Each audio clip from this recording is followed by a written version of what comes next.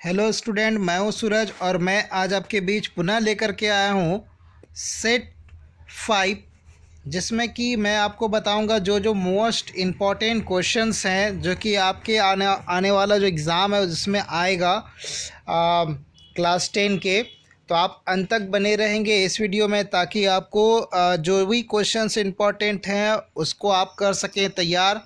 और इसके आंसर मैं आखिरी में बता दूंगा, इसी में है।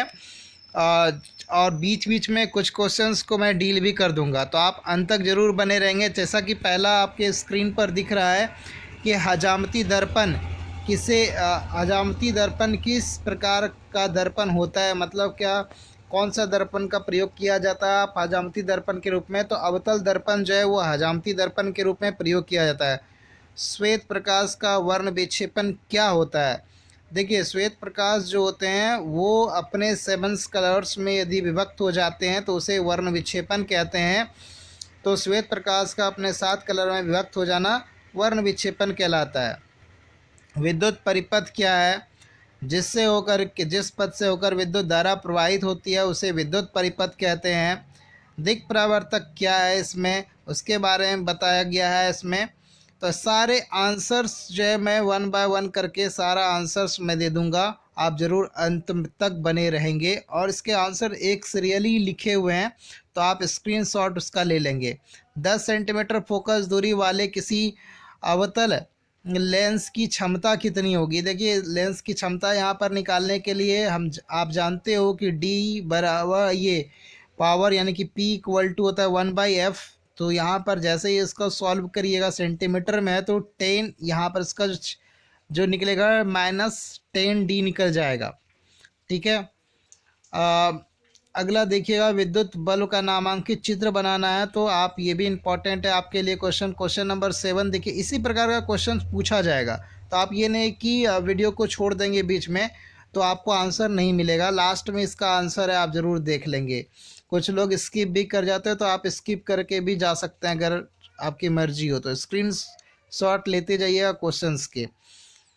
अब देखिए, यहाँ पर क्वेश्चन है कि विद्युत चुंबकीय प्रेरण जो है वो क्या होता है, उसके बारे में। विद्युत चुंबकीय प्रेरण जैसे कि विद्युत धारा किसी भी कुंडली से प्रवाहित होती है, विद्युत धारा, तो उसके आसपास चुंबकीय फील्ड उत्पन्न होता है। जो चुंबकीय फील्ड उत्पन्न होता है उससे धारा भी प्रेरित होती है। और उसके अगल बगल में यदि आप कुछ क्या कहते हैं दूसरा कॉइल्स रख दोगे तो उसमें भी धारा प्रेरित हो जाएगी। तो इसके संबंध में भी जानकारी दी गई है। आप लास्ट में इसका शॉर्ट आंसर जो है आपको आखिरी में मिलेगा।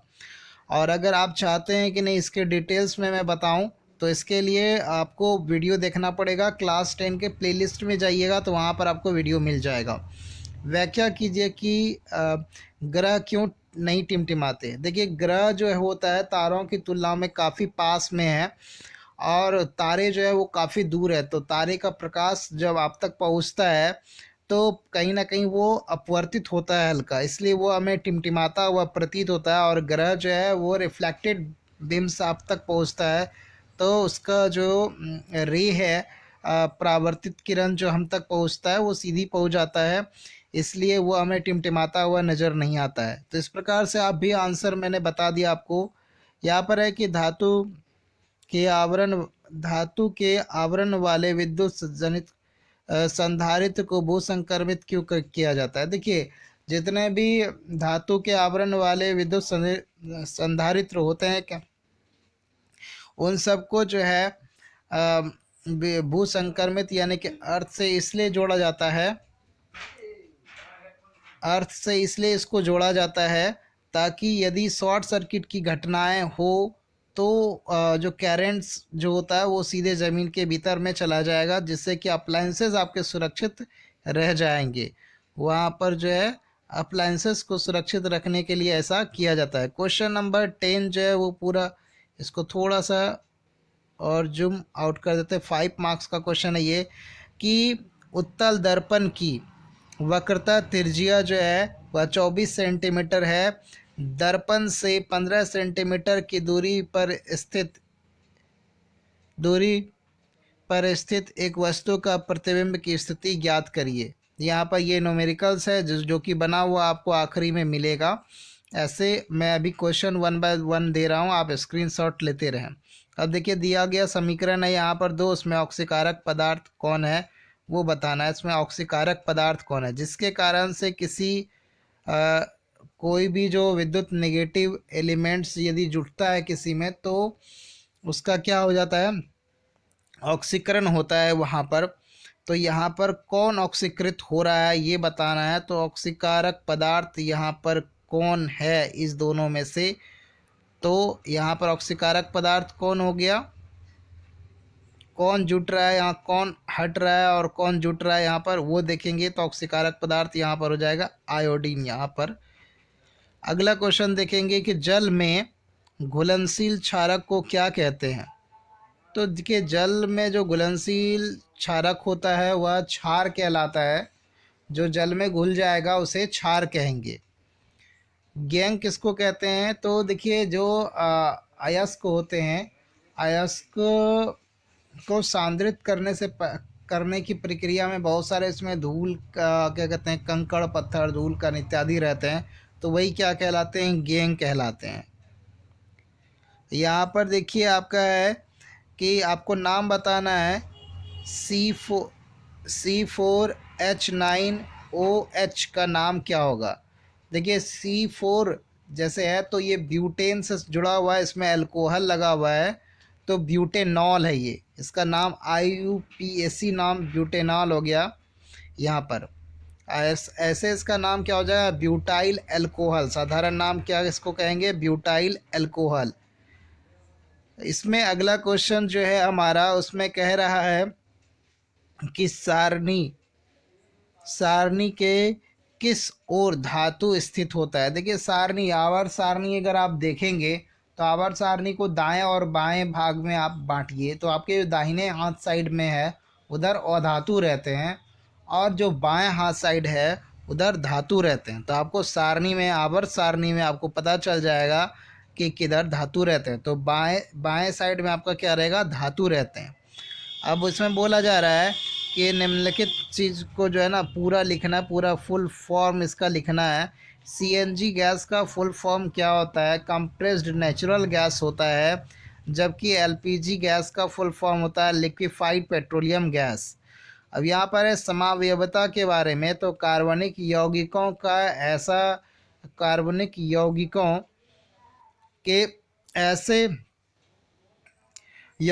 के ऐसी श्रेणियाँ जिसमें दो लगातार यौगिकों के बीच ऐसी श्रेणियाँ कंटिन्यू जाएगा। जैसे एल्केन का है, एल्काइल का है, एल्केन का कैसे हो जाए, मीथेन, इथेन, प्रोपेन, ब्यूटेन, इस तरह से उनके बीच डैश CH2 का अंतर अगर होगा तो वे आपस में एक दूसरे के समावयवता कहलाते हैं।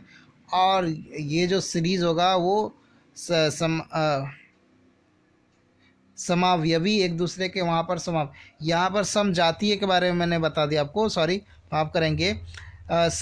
समावयवता वो होता है जिसमें कि अणुसूत्र समान होते हैं यहाँ पर, लेकिन संरचना सूत्र भिन्न भिन्न हो जाता है। तो उस प्रकार से यदि संरचना सूत्र भिन्न भिन्न हो गया और अणुसूत्र समान है तो वो क्या कहलाएंगे, समावयवता कहलाते हैं, आइसोमेरिज्म कहलाते हैं एक दूसरे के। ठीक है, अगला क्वेश्चन देखेंगे कि अम्ल क्षार लवण को परिभाषित करना है आपको। उसके बाद है आपका क्वेश्चन नंबर 19। इसमें कह रहा है कि परमाणु संख्या 3 से 6 तक की ओर यदि जा रहा है, 6 तक के सभी तत्व के नाम लिखना है और संयोजकता बताना है। तो देखिए अगर आप नाम पूछेंगे यहाँ पर तो आप सीधा समझिए हाइड्रोजन, हीलियम, लिथियम, तो यहाँ से स्टार्ट होता है हाइड्रोजन से। हाइड्रोजन का 1 होता है परमाणु संख्या, हाइड्रोजन, हीलियम का 2, लिथियम का 3 होता है। तो 3 से पूछा गया, तो लिथियम, बेरिलियम, बोरॉन, कार्बन। तो यहाँ पे लिथियम, बेरिलियम, बोरॉन, कार्बन 3 आ गए यहाँ पर। तब तो यहाँ संयोजकता बताना है तो संयोजकता लगातार इसका निकालिएगा तो आपका पहला का जो 3 नंबर जिसका है, 3 परमाणु संख्या जिसका है उसका 1 हो जाएगा। दूसरे का लगातार बढ़ाते जाना है, 1, 2, 3 और 4 संयोजकता इस प्रकार से इसका रहेगा कंटिन्यू। अगला है इसमें कि रासायनिक गुण धर्म के आधार पर धातुओं और अधातुओं में अंतर बताइए। देखिए, रासायनिक गुण के आधार पर अंतर बताना है तो इसके अंतर आपको आखिरी में मिल जाएंगे। बायोलॉजी के क्वेश्चंस इसमें अलग से छाट दिए गए, जिस प्रकार से केमिस्ट्री और फिजिक्स के। HIV का फुल फॉर्म बताना है, ह्यूमन इन्फेंस। इसका जो है, इसके सारे के आंसर आपको जो है लास्ट में ज़रूर मिलेंगे। श्वसन में ग्लूकोज का फ्रैक्टोज के साथ इन टोटल के आंसर मैं जो है लास्ट में दे दूंगा, क्योंकि बायो में पढ़ाता नहीं हूँ। इसके स्क्रीनशॉट आप ले लें। श्वसन एवं प्रकाश संश्लेषण में क्या अंतर है, प्रतिवर्ती चाप किसे कहते हैं, जैव विविधता को संक्षिप्त रूप में, ये सब टोटल आंसर आपको लास्ट में मिलेंगे। अब देख लेते हैं कुछ जो है इसमें हृदय मनुष्य के हृदय में द्विगुण प्रभाव का वर्णन कीजिए। इसका भी लास्ट में आपको आंसर मिलेगा। अब देखिए यहाँ पर क्या है, ऑब्जेक्टिव क्वेश्चंस हैं, बहुविकल्पिक प्रश्न है। प्रश्न संख्या 1 बोल रहा है कि किसी एफ फोकस दूरी वाले लेंस की क्षमता क्या होगी। हम जानते हैं कि किसी लेंस की क्षमता फोकस दूरी का व्युत्क्रम होता है, तो इसका ए नंबर ऑप्शन के साथ चला जाएगा। उसी प्रकार से हीरे का अपवर्तनांक यहाँ पर पूछा जाता है। हीरे का अपवर्तनांक 2.42 होता है। ठीक है, इसमें यहाँ पर देखिए अगला क्वेश्चन है कि नेत्र लेंस की संयोजन क्षमता बताना है। तो नेत्र लेंस की संयोजन की क्रिया क्या कहलाएगी, कौन करता है। यहाँ पर सरियरी मांसपेशियों के द्वारा संयोजन की क्रिया होती है। प्रकाश के किस रंग का तरंग दैर्घ्य सबसे अधिक होता है, तो लाल रंग का तरंग दैर्घ्य सबसे अधिक होता है। फ्यूज बचाव करता है, दोनों चीज़ में करता है, लघु पतन में भी करता है और अति भारण में भी करता है, दोनों में करता है। सी नंबर ऑप्शन के साथ चला जाएगा। प्रत्यावर्ती धारा जो होती है उसकी आवृत्ति कितनी होती है, तो घर में जो प्रत्यावर्ती धारा इस्तेमाल होता है उसकी आवृत्ति जो है वो 50 Hz होता है। तो इस प्रकार से बहुत सारे इसमें क्वेश्चंस दिए गए हैं, आप स्क्रीनशॉट लेकर के रखें। मैं इसको स्किप करते जा रहा हूँ। सारे क्वेश्चंस के आंसर मैं यदि बताऊंगा तो बहुत लंबा समय लग जाएगा। आप स्क्रीनशॉट ले लें और आंसर करने का कोशिश करिए। और यदि कोई दिक्कत हो तो मैं 1 बाय 1 करके सारे ऑब्जेक्टिव क्वेश्चंस को एक जगह पे कलेक्ट करके उसके आंसर्स भी मैं कर दूंगा। अब देखिए इसके आंसर्स किस प्रकार से हैं। अवतल दर्पण, पहला इसका आंसर लिख लीजिए। आप लोग आंसर लिखते जाएंगे।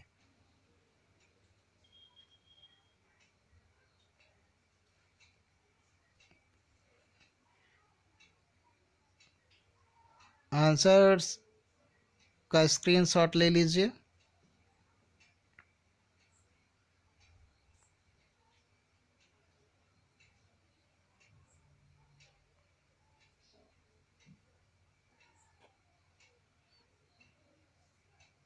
केमिस्ट्री के यहाँ पर हैं। अब यहाँ से ह्यूमन इम्यूनो वायरस होता है, HIV का फुल फॉर्म यहाँ पे देखिए। न्यूरॉन की संरचना किस प्रकार से न्यूरॉन का संरचना है वो बताया गया यहाँ पर। श्वसन और प्रकाश संश्लेषण में अंतर को पढ़ाया गया है।